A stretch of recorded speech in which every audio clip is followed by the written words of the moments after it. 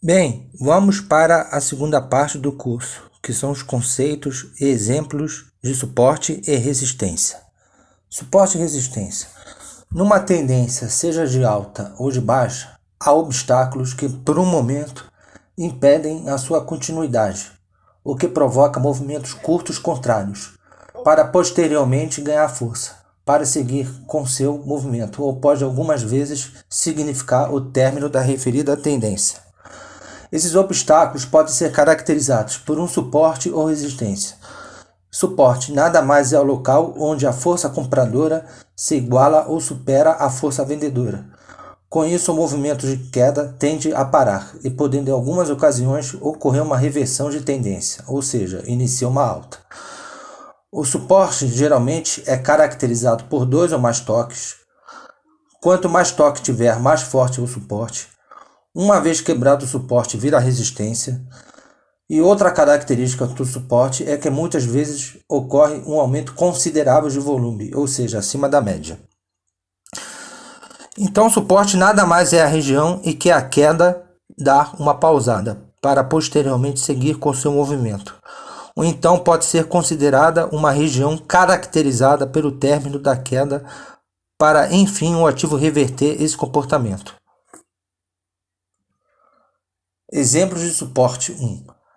A linha em amarelo ajuda na identificação do suporte, que mostra o Ibovespa em meio a uma tendência de alta, na qual passa por uma correção de curto prazo, que é seguida pelo comportamento altista, após respeitar os pontos 1, 2 e 3, todos destacados em azul, que se situam no mesmo nível de preço.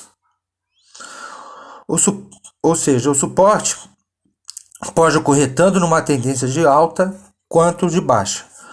Em caso de ocorrer numa tendência de alta, se deve a uma pausa na correção que o ativo passou para poder ganhar fôlego e assim prosseguir com a alta.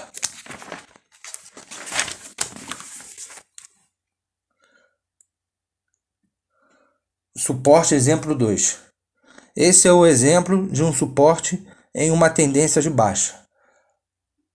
Ou seja, a linha em amarelo ajuda na identificação do suporte, que mostra o Ibovespa em meio a uma tendência de baixa, na qual passa por uma reação de curto prazo, que é seguida pelo comportamento baixista, após respeitar os pontos 1, 2 e 3, todos destacados em azul, que se situam no mesmo nível de preço.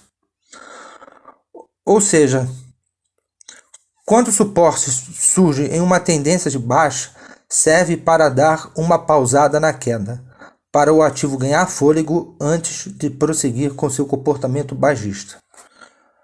Agora vamos falar da resistência. Resistência é o local onde a força vendedora se iguala ou supera a força compradora.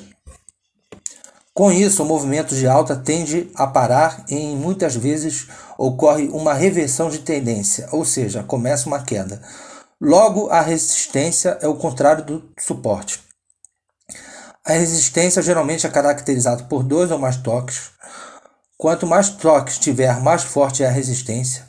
Uma vez quebrada, a resistência vira suporte. E outra característica da resistência é que muitas vezes ocorre um aumento considerável de volume, ou seja, acima da média. Assim como no suporte, a resistência pode surgir também em uma tendência de alta ou baixa.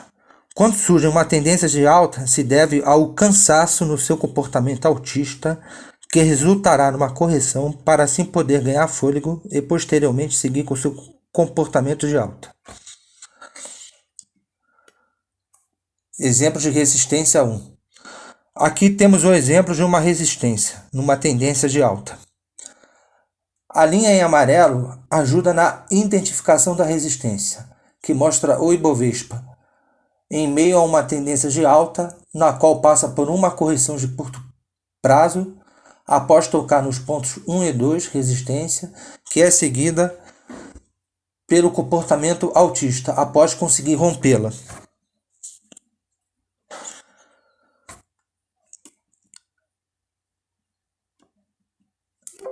Exemplo de resistência 2. Eu esqueci de mudar o 1 para o 2 aqui. Já neste exemplo, temos uma situação de resistência em uma tendência de baixa. Ou seja, a linha em amarelo ajuda na identificação da resistência que mostra o Ibovespa em meio a uma tendência de baixa, na qual passa por uma reação de curto prazo e após tocar os pontos 3 e 4 resistência, é seguida pelo comportamento baixista. Repare que os pontos 1 e 2 caracteriza a referida linha como suporte, que após ser perdida vira resistência, reforçada pelos pontos 3 e 4 já mencionados. No caso de surgir em uma tendência de baixa, nos diz que a reação a esta tendência perdeu força, o que levará o ativo a ganhar força para assim seguir com seu comportamento baixista. Então é isso, pessoal. Espero que tenham gostado desse módulo. Em breve disponibilizarei o próximo módulo, que será sobre indicadores e osciladores. Um abraço.